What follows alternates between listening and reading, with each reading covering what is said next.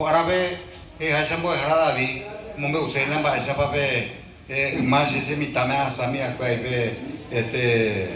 Navidad o más embotado. Entonces quería comentarles para los que nos manejan el idioma guaraní,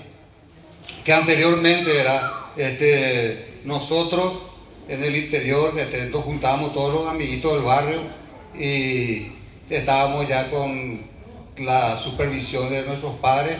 ya prestos para preparar el pesebre. Entonces, Oregoiza, pues antes ya de arcilla, nosotros sacábamos el lodo ahí de la cuneta, nomás sacábamos y hacíamos las ovejitas y eso, hacíamos, no comprábamos, no había esa posibilidad muchas veces de comprar, entonces hacíamos las ovejitas, eso de arcilla, el vinito, romero, y caja, romero de pesebre. Entonces nosotros nos guiamos y teníamos que ir ahí el bosquecillo a buscar el cabo ovejí, cortábamos que venía entusiasmado, nosotros con el pesebre colocábamos y no había guirnalda, no había esos globitos y eso, sino que entonces buscábamos así huevo de piririta, huevo de